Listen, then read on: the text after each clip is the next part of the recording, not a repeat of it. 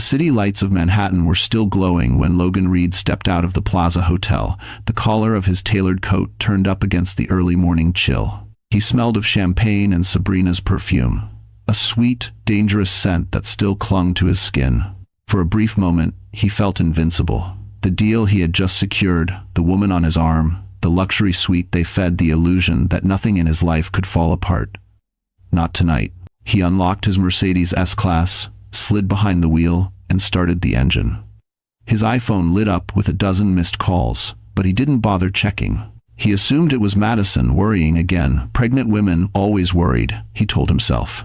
And he was tired of being the husband who had to reassure her. By the time he reached their Upper West Side apartment, the sun was rising, casting a pale gold light through the glass lobby. He took the private elevator up, expecting Madison to burst into tears or demand an explanation for why he hadn't come home. He rehearsed excuses, half-truths, and the classic line, "It was a work dinner. You're overreacting again." But the apartment was silent. Too silent. He walked into the kitchen, loosening his tie, annoyed already until he saw something that made his pulse jolt. There, on the marble counter, lay Madison's Cartier diamond earrings. The earrings he had given her on their second anniversary. The earrings she never removed, not even when she slept. Next to them was a single, folded note, written in her steady, graceful handwriting. For a second, the room warped. Time stretched thin. His throat tightened, something raw pushing up from a place he had spent years ignoring. He reached for the note, and that was when he noticed something else. Madison's suitcase was gone. Her coat was missing from the rack. Her pair of soft leather flats she wore to doctor appointments, gone. The refrigerator door stood ajar. Inside, the prenatal vitamins were missing. So was the sonogram picture she kept taped to a glass jar. The reality slammed into him harder than any Wall Street crash. Madison didn't leave out of anger. She left with intention. With finality, with knowledge. His fingers trembled as he opened the letter, the edges biting into his skin. Every breath felt sharp, shallow. He expected rage, accusations, tears. But what he read instead made his stomach drop, because it was quiet, calm, too calm for a woman 5 months pregnant. It was the kind of calm that comes when someone finally breaks in silence. And the last line was a knife to the bone. "I hope she was worth what you're about to lose." Before he could process the words, he noticed something else, something he had missed at first. Madison had left her wedding ring on the floor near the bedroom door. A sudden, suffocating dread swallowed him whole. Because if Madison walked away this completely, then she knew everything. And if she knew everything, someone must have shown her. Someone who wanted him destroyed. Someone already moving against him. He didn't know who, but he was about to find out. And when he did, nothing in his life would survive it. The moment Logan finished reading Madison's note, the apartment seemed to shift around him. The space that once felt warm, filled with her soft blankets, half-finished sketches, and the scent of lavender now felt like a staged museum exhibit. Too perfect, too empty, too final.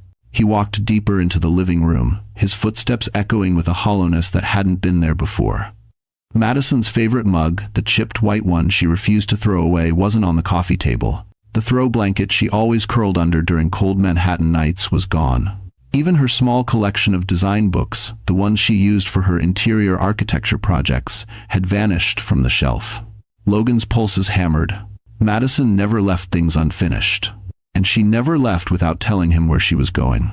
Unless she'd stopped feeling like she owed him anything. He moved toward the hallway, the hardwood floor cold beneath his shoes. The bedroom door was slightly open, as if she didn't bother to close it behind her. Or maybe she wanted him to see the truth of what she'd taken, and what she'd left behind. He pushed the door open. The room looked stripped, like someone had moved out overnight. The closet door hung open, revealing empty hangers and a few scattered dresses she no longer wore. The drawer where she kept her soft maternity shirts was half open, every neatly folded piece missing. But the silence was what pierced him, heavy, accusing. It made the walls feel too close, the air too thin. Near the window, he noticed a detail that turned his stomach. Her prenatal appointment schedule, usually pinned on a corkboard, lay torn in half on the floor. And the sonogram image, the tiny outline of their child, had been taken. He swallowed hard. That picture was everything to her. She stared at it every night before bed, whispering promises she thought he couldn't hear. But he had heard. He just never cared enough to answer. He stepped back, suddenly dizzy, gripping the edge of the dresser. Where would she go? Who would she call? She had no family in New York, no close friends. He'd made sure of that, always reminding her that outsiders complicate things. But someone helped her. Someone gave her the courage to walk away. A bitter fear crawled up his spine as he stared at the barren room. For the first time, he felt something he wasn't used to feeling: powerless. And that was when he noticed the final blow. On the nightstand sat the Mont Blanc pen he gave her on their first Christmas together. She used it for everything: work sketches, grocery lists, love notes. She left it behind. A symbol. A message. Madison wasn't coming back. And whoever helped her disappear wasn't finished. The morning after Madison left, Logan sat at the edge of their bed, staring at the hollow imprint her body once made beside him. For years, he told himself, their marriage was stable, functional, good enough. He never cared to wonder whether she felt the same. Now, the quietness pressing around him forced memories to surface, memories he'd buried beneath work schedules, lies, and the thrill of someone like Sabrina. He remembered the first moment Madison hinted something was wrong. It was a late November night, cold wind rattling the windows. She had been sitting at the dining table with her MacBook Air open, hands shaking as she tried to finish a design project. When he walked in, smelling faintly of an unfamiliar perfume, she didn't ask where he'd been. She just looked at him with tired eyes and said, "I can't do this alone anymore, Logan." He told her she was being dramatic. Then there was the night she showed him their baby's first strong heartbeat on an ultrasound video. She held her phone up, smiling nervously. "I thought you'd want to see it," she whispered. He watched for 2 seconds before his phone buzzed with a message from Sabrina, and he turned away. "Work emergency," he said. Madison nodded as if she believed him. But her eyes had dimmed. Now, those cracks he ignored spread wide and undeniable in his memory. Every moment she tried to connect. Every time he pushed her away, every soft plea, every quiet surrender. He ran a hand through his hair, frustration burning under his skin. She wouldn't just leave, he muttered to himself. Someone got to her. Someone's manipulating her. He couldn't accept the truth that he was the reason. He stood up abruptly, pacing the room. His mind raced through names: coworkers, acquaintances, neighbors. Who would Madison trust enough to run to? She was private, cautious. She didn't open up easily. And she had no family in New York. Unless... Logan froze as a name crept into his thoughts. Unwelcome and sharp: Ethan Marshall. Ethan, the CEO, with too much influence, too much charm. Ethan, who once complimented Madison's design work at a corporate function in a way Logan never appreciated. Ethan, who lingered a beat too long when Madison spoke. Ethan, who had everything Logan feared losing: power, respect, and a moral compass people admired. "No," Logan whispered, but the doubt dug in deeper. Had Madison reached out to Ethan? Had he helped her disappear? The possibility gnawed at him, lighting a cold fury in his chest. If Ethan had inserted himself into Logan's marriage, into Logan's life, it wouldn't just be betrayal, it would be war. And Logan had no idea he was already losing. By the time the sun fully climbed over Manhattan, Logan was no longer angry, he was obsessed. He tore through the apartment like a man hunting ghosts. Every drawer, every closet, every forgotten corner. But the more he searched for clues, the more he realized how much he'd missed while Madison was still here. He hadn't expected to find her journal on the top shelf of the bedroom closet, tucked behind a stack of blankets. The brown leather cover was soft, worn down, clearly touched every day. He hesitated before opening it, but curiosity overpowered guilt, something he rarely felt anyway. The handwriting on the first page hit him like a punch. "I don't recognize my husband anymore." He flipped to another entry. "He doesn't touch me. He doesn't look at me. I'm terrified to bring this child into a life where I feel invisible." The air went thin again, like someone had pressed a fist against his chest. He turned more pages, each one sharper than the last. "I think he's lying. I think he's seeing someone. I smelled perfume on him tonight. It wasn't mine. I cried in the shower so he wouldn't hear." Entry after entry, months of quiet suffering laid bare what he had refused to see. But one message stood out, circled 3 times. "Why is Sabrina calling him this late?" The date was from 2 months ago. His stomach churned. She had known, or at least suspected, long before the night she left. And she wrote something even more damning a few pages later. I tried calling Ethan for advice. He didn't pick up, but his assistant said he'd return my message. Logan froze. Ethan. Again. The thought of Madison reaching out to another man, even out of despair, sent a hot, acidic jealousy coursing through him. He slammed the journal shut, pacing like a cornered animal. Ethan Marshall was wealthy, respected, and every inch the man Logan wished he could be. If Ethan wanted to turn Madison against him, it would be effortless. And Madison was vulnerable enough for someone like Ethan to swoop in, comfort her, protect her, maybe even love her. The idea twisted Logan's insides. He snatched his coat and stormed out of the apartment. He needed answers, now. And the first place he would check, the only place Madison might return to, was her old workspace in Midtown. But as he reached the elevator, his phone buzzed. A text from an unknown number. Stop looking for her. No name, no signature, just 3 words. His breath stalled. Someone was helping Madison, and now they were threatening him. He stared at the message, rage simmering under his skin. Whoever sent it had made a mistake. They thought fear would stop him. They had no idea who he was. Logan's footsteps echoed through the marble lobby of the Midtown design firm where Madison used to work. He expected to see her curled over her MacBook, sketching floor plans the way she always did, headphones in, lost in her own world. Instead, the receptionist looked up with startled eyes when he approached. "Is Madison here?" he asked, breath clipped, impatience seeping through every word. The receptionist shifted uncomfortably. "Mr. Reed, she resigned 3 days ago." Logan's jaw clenched so hard his teeth ached. "That's impossible," she would have told me.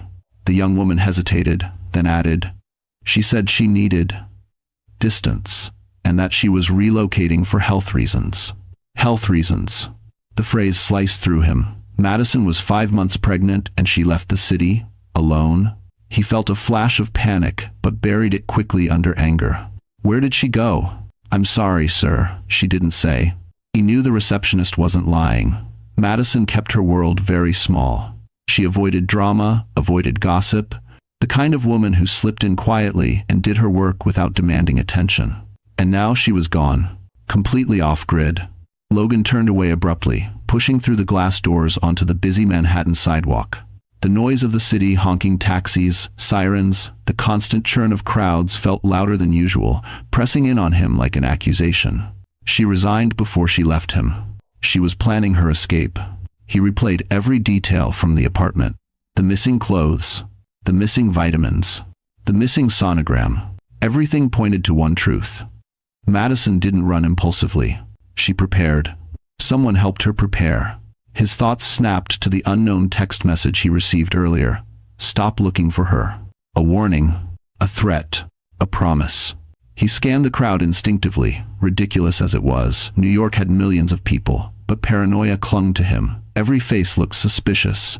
Every passing glance felt intentional. Then, as he stepped toward the curb, his phone buzzed again. Another unknown message.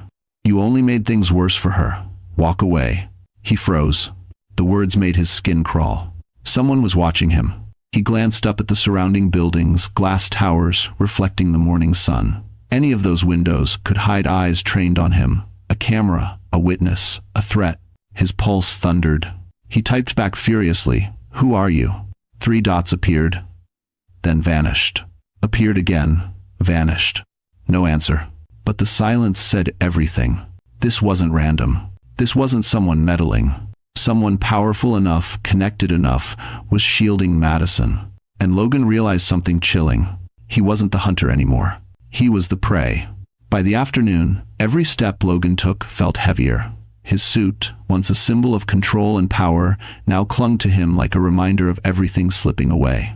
He returned to the apartment, hoping irrationally that Madison would be there, sitting on the couch with a warm blanket over her legs, waiting to talk things through like she always did. But hope died the moment he opened the door. Silence again. Too loud. Too clear. He slammed the door hard enough for the echo to rattle across the empty hallway. His chest tightened as he walked toward the living room. The curtains were half drawn, sunlight cutting through the room in long, harsh lines. The air smelled faintly like Madison's lotion, vanilla, and sandalwood, the faint trace of her existence. And that scent broke something inside him. He wasn't supposed to miss her. He wasn't supposed to feel this way. Yet now, every breath felt like it scraped against his ribs. He crushed his hand into his hair and sank into the leather sofa, elbows on his knees, fighting the pressure building behind his eyes. Madison never raised her voice, never argued, never accused him of the things she suspected. She swallowed her pain until it became part of her quiet routine. And he mistook that silence for loyalty. He mistook it for permission. A tremor rippled through him. "Where are you?" he muttered into the empty room. "Madison, where the hell are you?" His phone buzzed. For a split second, he prayed it was her. But it wasn't. It was Sabrina. "Call me back, as soon as possible. We have a problem." He stared at the screen, disgust curling in his stomach. The last person he wanted to hear from. Just seeing her name felt like a stain on his conscience. He declined the call. 3 seconds later, she tried again. He let it ring. On the 5th attempt, he finally answered, if only to shut her up. "What?" Her voice burst through the speaker, frantic and sharp. "Logan, something's happening at the company. People are talking. They said someone reported your financial discrepancies." His blood ran cold. "What discrepancies?" She hesitated. "The offshore accounts, the shifted numbers. Someone sent the board copies of your statements." His breath caught. Only 2 people knew about his offshore accounts. Him, and the person who threatened him earlier. A fresh wave of dread washed over him. Was Madison behind this? No, she didn't know the extent of his secrets. Could she? "Logan," Sabrina whispered, "someone is coming for you." He hung up before she could say more. His hands shook as he set the phone down. The apartment felt smaller, darker, suffocating. Someone wasn't just protecting Madison. Someone was dismantling him piece by piece. And for the first time in his life, he didn't know how to stop it.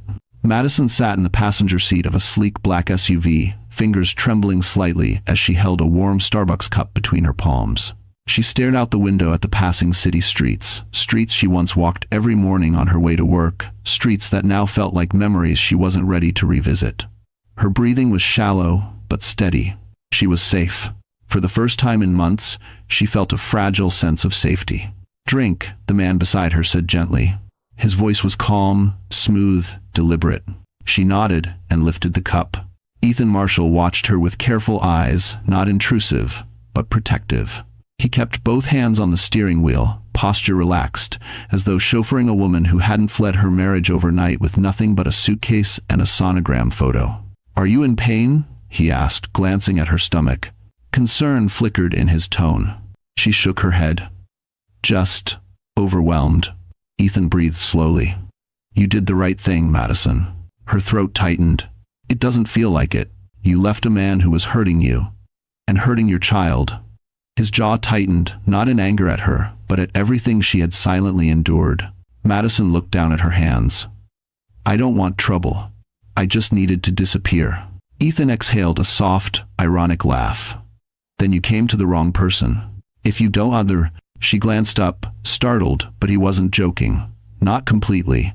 Ethan Marshall wasn't just powerful, he was connected. The kind of man who had eyes everywhere, from Wall Street boardrooms to luxury hotel lobbies to private security firms. If someone wanted someone found, protected, or erased, Ethan could make it happen with a single call. But he had chosen to protect her, and Logan knew it. Madison didn't know about the text messages. She didn't know Ethan had been watching Logan's spiral all morning. She didn't know he'd intercepted a conversation at Sterling and Holt, revealing the depth of Logan's financial crimes. But Ethan knew, and Ethan acted. He parked the car in front of a discreet residential building in Brooklyn, a place she'd never been, a place Logan would never think to look. A private property owned under an LLC with no traceable ties to Ethan's name. "Come on," he said softly. "You can rest here. Thank you for watching." Madison hesitated. "Why are you helping me?" Ethan didn't answer immediately. Instead, he opened her door and offered his hand. His expression was steady, unreadable, but there was something gentle beneath the surface. "Because someone should have helped you a long time ago." Her breath hitched. He continued, voice lower now. "Because you deserve better than the life he gave you." Her chest tightened. And because, he added quietly, Logan Reed has hurt a lot of people. Protecting you is just the beginning. Madison's heart pounded. She suddenly understood something she hadn't dared consider. This wasn't just escape. This was the opening move of a much bigger game. And Ethan Marshall wasn't playing to lose. The apartment Ethan brought Madison to didn't look like a typical safe house. There were no metal doors, no security cameras glaring from corners, no cold, empty rooms that echoed with fear. Instead, the place was warm, sunlit, and surprisingly lived in. Soft beige couches, stacks of architecture magazines, a faint scent of cedar, and something clean, maybe laundry soap or aftershave. It felt like somewhere a person could breathe again. "This is yours, as long as you need it," Ethan said, placing her small suitcase by the door. Madison blinked, unsure. "This seems too much." He shook his head. "It's not. Trust me." And ho. She stepped farther inside, her hand instinctively resting over her stomach. The baby fluttered, a small reminder of the life she was trying desperately to protect. For a moment, her eyes watered. She'd spent weeks numbing herself to survive Logan's indifference, the lonely nights, the suspicion, the lies. And now, in this quiet space, the emotions she'd been burying cracked through. Ethan noticed. He didn't touch her. He didn't crowd her. He simply stood nearby with a presence that steadied the room. "You're safe here," he said softly. Madison took a shaky breath. "I don't know what I'm supposed to do next." "You don't have to know today," he replied. "Today you rest." She sank onto the couch, her fingers brushing a throw pillow embroidered with geometric patterns. She recognized the design instantly. It was from a boutique she loved downtown. Ethan must have remembered. The thought made her chest tighten again in a way she didn't understand. But before she could dwell on it, Ethan's phone vibrated. He stepped away to answer, voice lowering. Madison didn't mean to listen, but the words slipped through the quiet. "Yes, I saw the report." He's panicking. "No. He doesn't know it's her." A pause. "That stays between us." Her heart stopped. When Ethan returned, his expression was unreadable calm, but layered. "Everything okay?" she asked quietly. He nodded once. "Handled." Madison wasn't convinced. "Ethan, what are you telling me?" He hesitated, not from reluctance, but from calculation, as if timing mattered. "Logan is being investigated," he said finally. Her breath hitched. "Investigated? For what?" "Financial fraud, multiple counts." His tone stayed even, but there was gravity behind it. "And someone sent the board evidence." Madison's eyebrows knit together. "Someone?" Ethan studied her face carefully. "It wasn't you, but someone wants to protect you." A chill swept over her skin. "Who would do that for me?" she whispered. Ethan held her gaze steady, controlled, almost gentle. "Someone who's been watching him for a long time." Her pulse quickened. "And someone," he added quietly, "who is not afraid to destroy him." Madison swallowed hard. She suddenly understood something terrifying. Ethan wasn't just helping her. He was already fighting for her. And Logan Reed had just stepped into a war he wasn't prepared to survive. Madison woke up the next morning, wrapped in unfamiliar quiet. No tension in the walls, no footsteps pacing the hallway, no slammed doors. Just the soft hum of the building and the sight of sunlight spilling across the hardwood floor. For the first time in months, her chest didn't feel tight. She shifted slowly, one hand resting protectively on her stomach. "We're okay," she whispered to her baby. "I promise you, we're going to be okay." When she stepped out of the bedroom, she found a small breakfast spread on the kitchen counter. Fresh fruit, toasted bread, a note written in Ethan's precise handwriting. "Eat. Your body needs strength for what's coming." She almost cried at the simple kindness. While she ate, she noticed her suitcase had been neatly unpacked. Her favorite sweater hung in the closet. Her prenatal vitamins sat beside a glass of water. Someone had taken care of her, not because they had to, but because they wanted to. After weeks of living on the edge of panic, the gentleness hit her harder than any cruelty Logan ever delivered. Just as she sat down with her MacBook Air, there was a soft knock on the door. Her heartbeat spiked. But when she opened it, Ethan stood there, sleeves rolled up, expression calm. "Morning," he said. "Feeling better?" She nodded, though exhaustion lingered around her eyes. "A little. Thanks for watching. I brought something for you." He lifted a slim folder. "This might help you rebuild. She frowned, confused, and opened it. Inside were architectural renderings hers. Sketches from 2 years ago when she briefly considered applying to a competitive interior design program but never followed through. Logan convinced her it was a waste of time. A hobby. Something she should forget. "How did you get these?" she whispered. "You showed them to me once," Ethan said. "Do you remember?" "At that charity event." She blinked. "I thought you forgot." "I don't forget brilliance." Her cheeks warmed. No one, not a single person, had ever spoken about her work like that. Ethan continued, "I have a project I want you on. A real one. Paid. High profile. You'd be a design consultant." Madison's breath caught. "Ethan, I can't. I'm pregnant. I'm dealing with." "You're talented," he interrupted softly. "Pregnancy doesn't erase that. Logan doesn't erase that. Nothing erases that." Tears pricked her eyes. Ethan stepped back slightly, not wanting to pressure her, but his voice remained earnest. "I'm offering you a beginning. Not because you're broken, Madison, but because you're capable." Madison looked down at the renderings, the potential of a future she'd given up on flickering to life again. For the first time since leaving Logan, she felt something powerful stir inside her. Not fear, not uncertainty, but possibility. She set a hand over her belly. "We're going to build our life back," she whispered softly. And somewhere deep down, she knew this wasn't just a comeback. It was the start of her becoming someone Logan could never control again. Someone unstoppable. Logan Reed wasn't a man who panicked. At least, he never thought he was. But by the time he stormed into his office at Sterling and Holt, panic had already crawled its way through his bloodstream. His staff stepped aside as he passed, their whispers following him like shadows. He slammed his office door shut and locked it. The moment he turned around, the truth hit him like a hammer. His desk was different. Files that were once neatly stacked were now scattered. A drawer he always kept locked hung slightly open. Someone had been here. He rushed to the drawer and yanked it open completely. Empty. The external hard drive he always kept hidden, the one containing 5 years of cooked numbers, offshore account trails, and falsified reports, was gone. His heart crashed into his throat. No, no, no, no. He tore through the other drawers, desperate, sweating, as if he could will the hard drive back into existence. Papers flew across the room.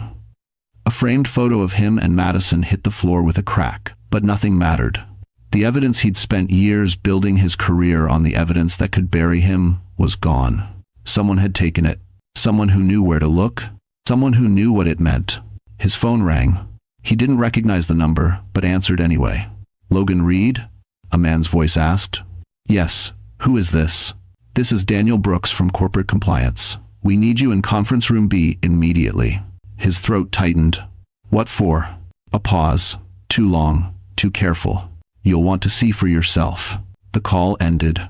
Logan dropped the phone onto the desk, staring at it as if it had betrayed him. His mind spun wildly. Who would do this? Not Madison. She didn't even understand financial reports. Not Sabrina. She was too self-interested and too sloppy to pull something like this off. But Ethan. Ethan Marshall had the resources, the access, the connections, and the motive. If Ethan had helped Madison escape, if Ethan had discovered Logan's fraud, if Ethan had sent the board the evidence, then Logan wasn't just losing his marriage. He was losing his career, his reputation, his future. He forced himself to breathe and straightened his tie in the mirror. He looked pale, shaken, nothing like the confident CFO he pretended to be.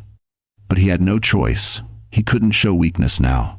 He unlocked the door and walked toward the conference room. Each step echoed louder than the last.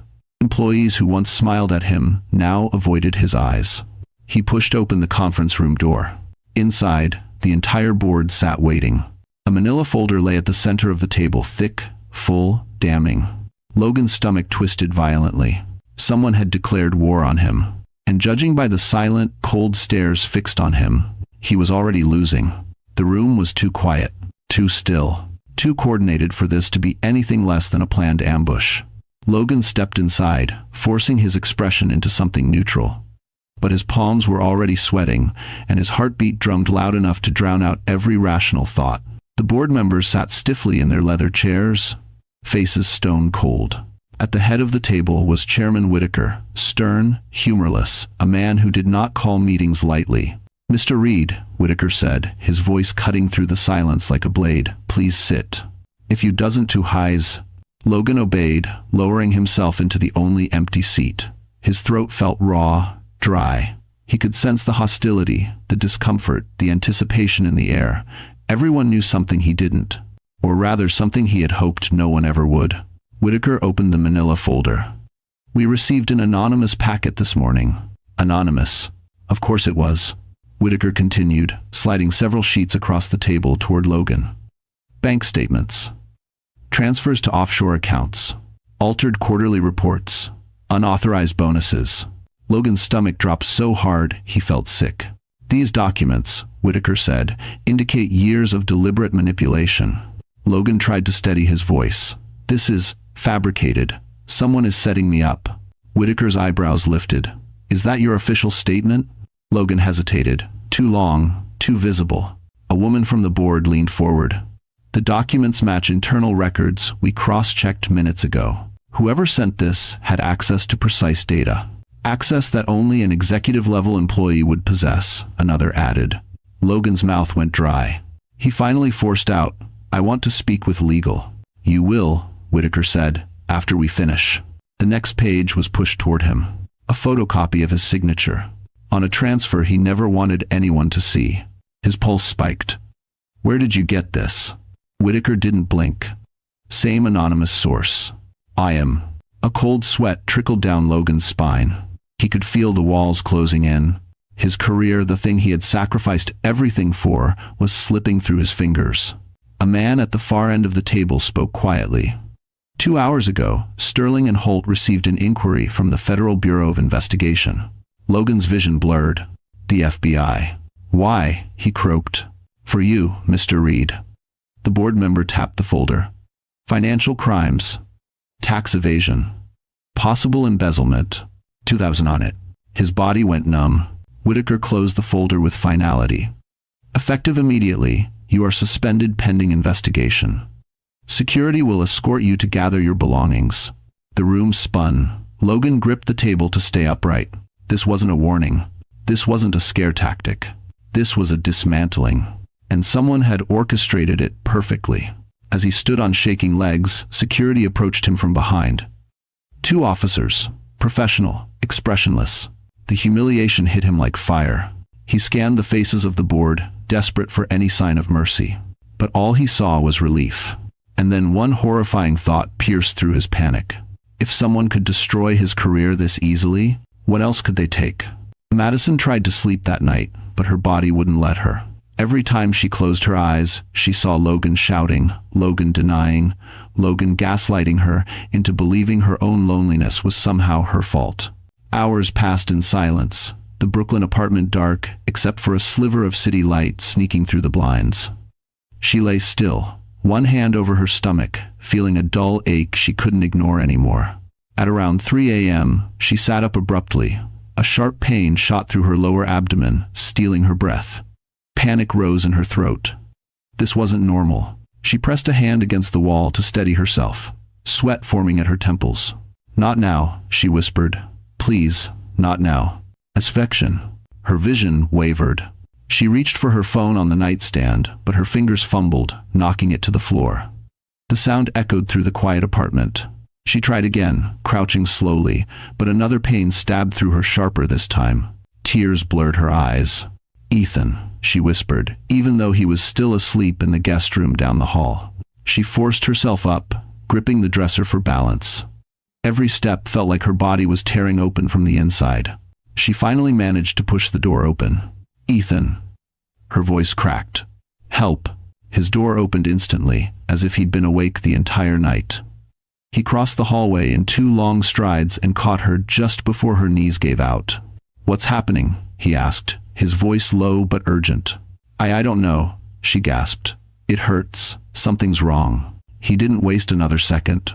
He lifted her gently into his arms, the way someone lifts something fragile and irreplaceable, and carried her toward the elevator. "Stay with me, Madison," he said firmly. "Look at me. Breathe." She squeezed his hand, fighting the darkness, pressing into the edges of her vision. "Don't let me lose my baby." "You won't," Ethan said, determination sharp in his voice. "I swear to you, you won't." The SUV ride to Mount Sinai Hospital blurred together, streetlights streaking through windows. Her soft, broken breaths, Ethan's palms steady against her back. He held her the entire way, whispering things she couldn't fully hear but somehow felt. At the emergency entrance, medical staff rushed toward them. Ethan stayed at her side until the doors swung shut and the nurses guided him back. He stood there, fists clenched, chest heaving. He wasn't afraid of Logan, or the boardrooms, or the financial war unfolding. But this, Madison, hurting, was the first thing that truly terrified him. He wouldn't let anything happen to her. Or the baby. Not now. Not ever. Ethan spent the next 3 hours pacing the cold hospital hallway, wearing grooves into the sterile white floor. Every passing nurse, every distant beeping monitor, every muffled cry from another room twisted deeper into his nerves. He'd handled boardroom battles, billion-dollar negotiations, hostile takeovers, but nothing compared to the fear gripping him now. Because none of those things involved Madison. When the doctor finally emerged, Ethan stood so quickly, the chair behind him scraped the wall. "She's stable," the doctor said. "She experienced severe stress-induced contractions." The baby's heartbeat dropped for a moment, but everything is steady now. Ethan let out a breath he didn't know he was holding. "She needs rest. And I mean real rest," the doctor continued. "You can see her, but don't let anything upset her. She's emotionally vulnerable, and her condition will worsen if she's put through more distress." Distress. The doctor didn't know how layered that word really was. When Ethan stepped into Madison's room, she looked impossibly small under the hospital blankets. Her face was pale, lips slightly parted, hair messy against the pillow. He approached softly, pulling the chair closer. Her eyes fluttered open. "You stayed." "Of course I stayed," he whispered. Madison swallowed, her voice trembling. "Is the baby?" "He's okay," Ethan said immediately. "You both are." Tears filled her eyes. She covered her mouth with one hand, shaking. Ethan reached out instinctively, placing a steady hand on her forearm, not to control her, but to anchor her. "You scared me," he admitted, voice low. "You really scared me." "I didn't want to call Logan," she whispered. "I didn't want him to know. I didn't want him to use this against me." Ethan leaned in, his gaze steady. "He won't touch you. He won't touch your child. Not while I'm here." He didn't say it like a threat. He said it like a vow. Madison wiped her eyes, her breaths uneven. "Ethan, I don't want you dragged into this. You've already done too much." "Too much?" He almost laughed. "Madison, I haven't done nearly enough." Her lips parted slightly, startled. Before she could respond, Ethan continued, voice lower, sharper. "Logan's suspension became public this afternoon. The board leaked it. Investors are panicking. Sabrina has already distanced herself, and the investigation is only beginning." Madison's breath caught. "Ethan, what's going to happen to him?" "What he built on lies," Ethan said quietly, "is finally collapsing." Madison stared at the ceiling, tears slipping down her temples, not sorrow, but something closer to release. Relief. Closure. Then Ethan added, more gently, "And when the dust settles, you aren't going back to him. You're going forward. With protection, with dignity." He hesitated. "With choice." Madison closed her eyes, overwhelmed. For the first time in years, someone was fighting for her without wanting anything in return. And somewhere deep inside, hope, small, fragile, but real, began to grow. 2 weeks after Madison's health scare, she stepped out of Ethan's car in front of a towering glass building overlooking the Manhattan skyline. Sunlight hit the mirrored surface, scattering gold across the sidewalk. Madison stood still for a moment, hand resting gently on her growing stomach, taking in the sight. Ethan watched her closely. "You sure you're ready?" She nodded, though a trace of fear lingered behind her eyes. "If I don't start now, I'll never be ready." "But before," he gave her a small, reassuring smile. "Then today is the day you begin again." Inside the lobby of Marshall Development, everything gleamed: polished marble floors, modern art installations, soft lighting that made even the air feel expensive. It was the kind of place she once thought was reserved for people stronger, louder, more confident than her. Now, she walked through it with quiet determination. Ethan led her to the design floor, where a team waited: architects, project managers, interns, all of them turning with polite curiosity as she entered. Madison suddenly felt the urge to shrink back, but Ethan stepped slightly closer, giving her just enough courage to stand taller. "Everyone," he said, "this is Madison Lee. She's joining us as a consultant for the Riverside Luxury Project." Whispers rippled through the room: curiosity, admiration, even a hint of recognition. Someone had clearly seen her previous work. One of the senior designers approached her, offering a hand. "I saw your concept sketches from the Pacific Light Hotel," he said. "Didn't know you were behind that." Madison's lips parted. Logan once told her that project didn't matter, that the team leader got all the credit. But here, someone knew her contribution. Someone appreciated it. Her heartbeat fluttered. The rest of the meeting moved quickly. Floor plans, timelines, preliminary design ideas. Madison took notes, asked questions, even offered suggestions. And each time, the team listened. Really listened. By the end of the session, a small spark of pride lit inside her. When the room finally cleared, Ethan walked over, hands in his pockets. "You were incredible." She let out a shaky laugh. "I was terrified." "Good," he said. "It means you care." Her smile softened, eyes warm. "Thank you, Ethan, for all of this." He hesitated, gaze lingering on her a heartbeat too long. "You don't owe me thanks. I'm just giving you space to be who you always were." She swallowed hard, emotion catching in her throat. They stepped into the hallway, and Madison paused before the panoramic window overlooking Central Park. The sky stretched wide, open, full of possibility. For the first time in years, she felt like the city wasn't suffocating her. It was welcoming her back. But far across town, in a cramped office filled with chaos and accusations, Logan Reed was watching news alerts that spelled the beginning of his downfall. Madison didn't know it yet, but her return to Manhattan wasn't just a comeback. It was the beginning of his end. The moment Logan returned to his penthouse that evening, he knew Sabrina was inside. Her perfume, sharp, sugary, expensive, hung in the air like a poison he could no longer ignore. She appeared from the kitchen, holding a glass of white wine, leaning casually against the marble counter as if she owned the place. "You're home late," she purred. "Rough day at work?" Logan shot her a glare that could have cracked glass. "You need to leave."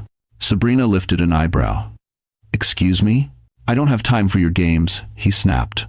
"Everything is falling apart. I'm being investigated. The board suspended me. And you." "Oh, sweetie," she interrupted, stepping closer. "You think this is about me?" There was something different in her tone, colder, sharper, calculated. She wasn't the same Sabrina who clung to him at the Plaza Hotel. This Sabrina was dangerous. And she was enjoying herself. "I warned you," she said, swirling her wine. "I told you someone was watching you, but you were too arrogant to listen." Logan clenched his fists. "What do you know?" Sabrina smirked. "More than you think. Experi." She set her glass down and pulled her phone from her purse. Logan's chest tightened as she tapped the screen and held it up for him. A photo filled the display. Madison, leaving a clinic, escorted by Ethan Marshall. "What the hell is this?" Logan barked. Sabrina shrugged. "Proof. She's not alone. She hasn't been alone for a long time." A cold fury ignited in Logan's gut. "Are you telling me Madison and Ethan?" "Oh, please," Sabrina scoffed. "Don't pretend you suddenly care who she's with. You didn't care when she was crying herself to sleep, did you?" Her words sliced him open. "Look," she continued, "I'll be honest with you. I didn't plan to get dragged into your meltdown. I thought this would be fun. But when the FBI started poking around, I realized being close to you is hazardous." She zipped up her purse. "So I'm jumping ship, and I'm taking my own deal." "What deal?" Logan growled. Sabrina paused at the door, turning back with a wicked, satisfied smile. "Logan, darling, I'm the one who leaked your documents." His blood ran ice cold.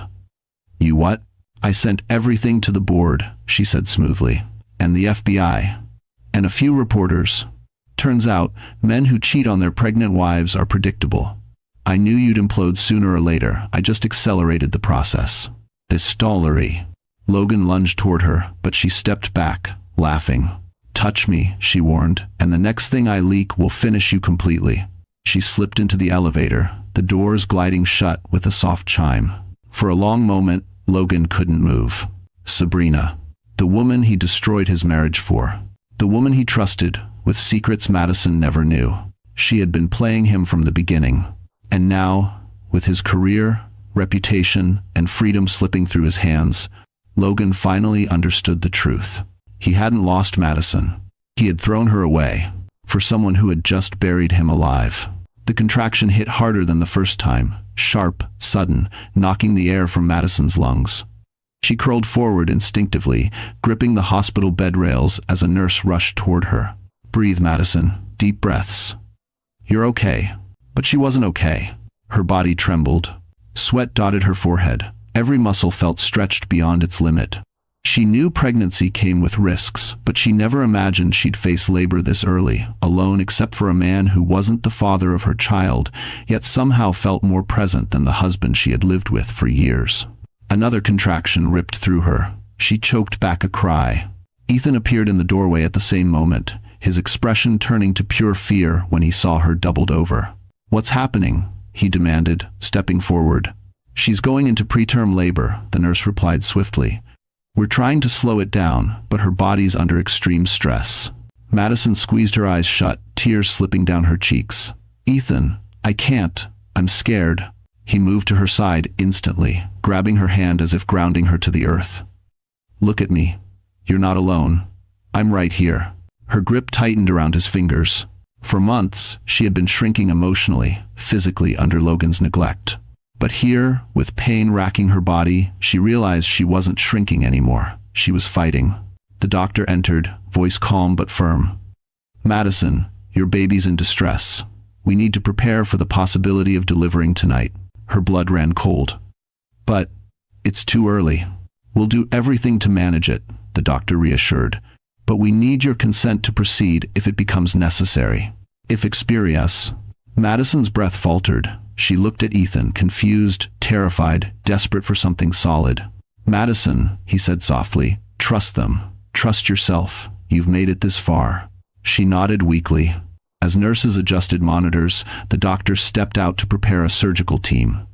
For a brief, fragile moment, the room quieted, just Madison's shaking breaths and Ethan's steady presence beside her. "I'm sorry," she whispered suddenly. Ethan frowned. "For what?" "For dragging you into my mess. For putting you through this. You shouldn't be here." He shook his head. "Madison, don't say that. I'm here because I want to be." Her eyes filled again. "You don't owe me anything." He leaned in, brushing her damp hair from her forehead with a gentleness that made her throat close. "I don't stay because I owe you. I stay because you matter." She broke then quietly, painfully, because no one had said words like that to her in years. Before she could respond, her body tensed again. Another contraction, stronger. Her breath hitched. Machines beeped faster. The nurse rushed back in. Heart rate dropping. Ethan moved closer, voice steady even as fear flashed behind his eyes. "Madison, stay with me. Keep breathing, I've got you." And as the world blurred into lights and pain and hurried footsteps, Madison held onto the only truth she had left. She wasn't fighting for her child alone. Not anymore. Logan had hit rock bottom before, but nothing compared to the silence of his penthouse after Sabrina's betrayal. He'd paced for hours, replaying every mistake, every lie, every warning sign he ignored. Rage pulsed under his skin, but beneath it was something far more primitive. Fear. Fear of losing everything. Fear of being alone. Fear of facing consequences he thought he was too smart to ever face. But there was one thing he still believed he had a right to: his child. Madison may have left him. She may have run to Ethan. She may have turned his life inside out, but the baby was still his family, his bloodline, his last shred of control. So when he finally learned through a panicked call from one of Madison's old coworkers that she had been rushed to the hospital, Logan didn't think how. He drove. Fast. Dangerously fast. By the time he burst through the doors of Mount Sinai Hospital, his breath was shallow and his hair disheveled, nothing like the polished CFO who once strutted through Manhattan as if he owned it. He scanned the lobby with wild eyes. "I'm looking for Madison Reed," he barked at the first nurse he saw. "She's pregnant. She was brought in earlier." The nurse stiffened. "Sir, only approved visitors." "I'm her husband," he cut in sharply. Another nurse approached. whispering something low enough that Logan couldn't hear. The first nurse's expression tightened. "I'm sorry, Mr. Reed," she said, her tone suddenly guarded. "You're not on the visitor list." Logan blinked, stunned. "What do you mean I'm not on the list? She's my wife." Before the nurse could respond, a voice echoed from behind him. "She requested one person." Logan spun around. Ethan stood there, calm, collected, in control. He wore no suit jacket, sleeves rolled to the elbow, but he seemed taller, like the entire hospital took a breath when he appeared. "Where is she?" Logan demanded. "Not your concern," Ethan replied, voice low but razor sharp. Logan's fists curled. "She's carrying my child. She's carrying a child you neglected," Ethan shot back. "A child she nearly lost because of the stress you caused." Logan's face drained of color. Ethan stepped closer, not threatening, just impossibly steady. "You don't get to barge in now. Not after everything." Logan's rage cracked. Desperation poured out. "Ethan, I just need to see her, please. I didn't know she was this bad. I didn't know she'd left because..." He stopped himself, realizing the truth burned too much to say aloud. "Because he made her leave." Ethan didn't soften. Not even slightly. "She doesn't want to see you. And she has the right to peace." "You can't keep my wife from me," Logan roared. Ethan's eyes darkened. "She's not your wife anymore." Silence cut through the hallway. And Logan finally understood. He didn't just lose his marriage. He lost the right to be part of her story. A story now being rewritten without him. 3 weeks later, Manhattan dressed itself in gold.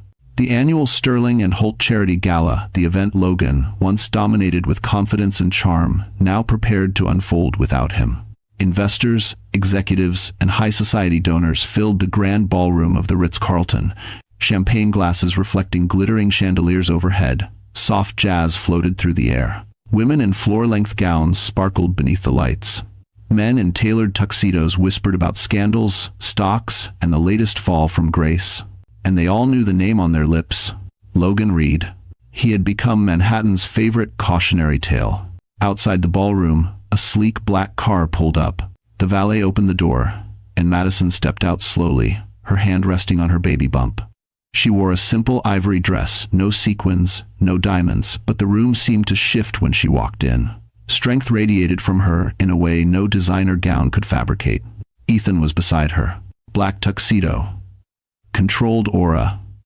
Eyes sharp. He didn't walk in front of her. He didn't walk behind her. He walked with her. For the first time in her life, she didn't feel like someone's shadow.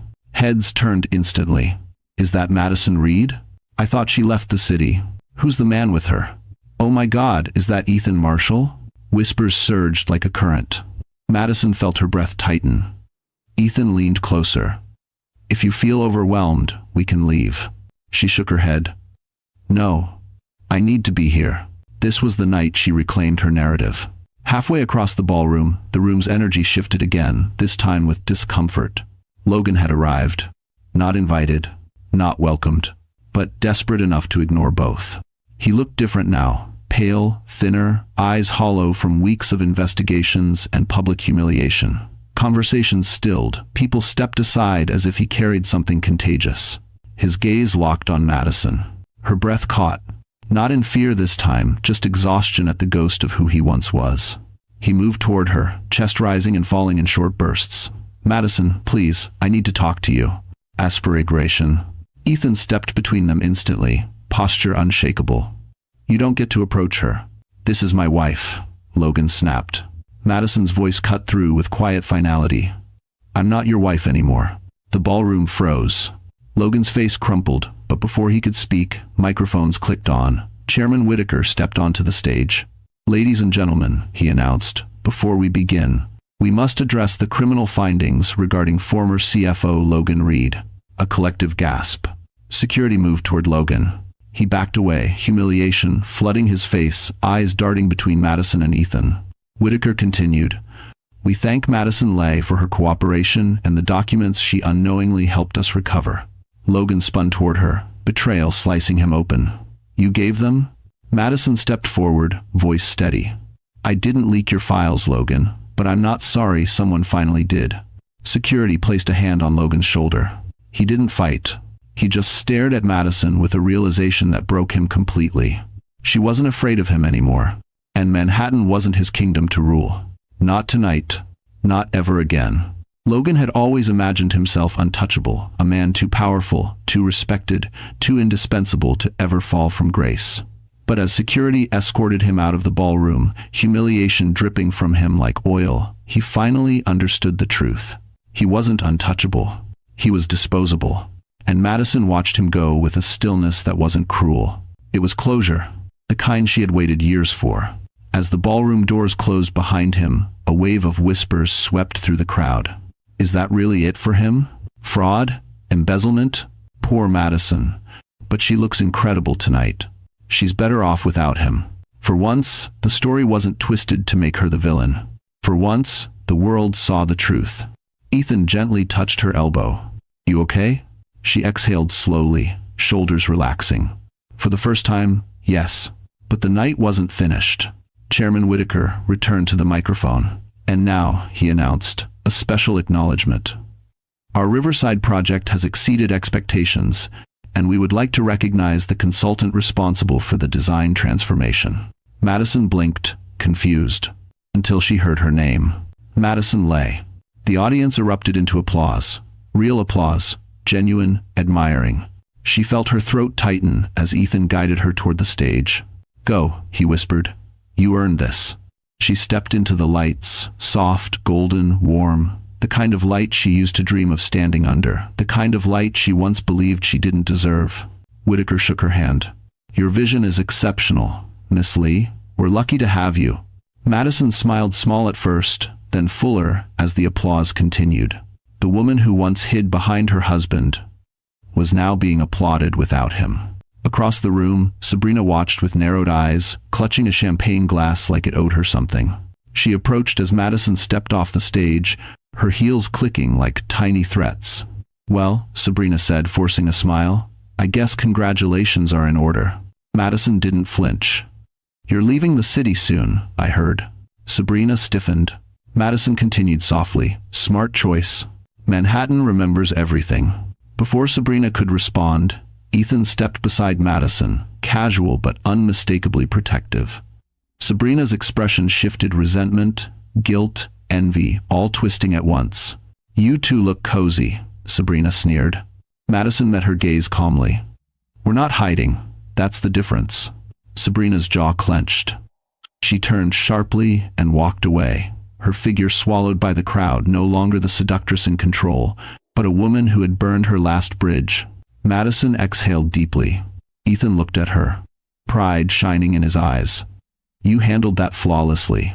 I just spoke the truth, she said softly. And that, Ethan replied, is exactly why you're winning. Madison felt something inside her shift.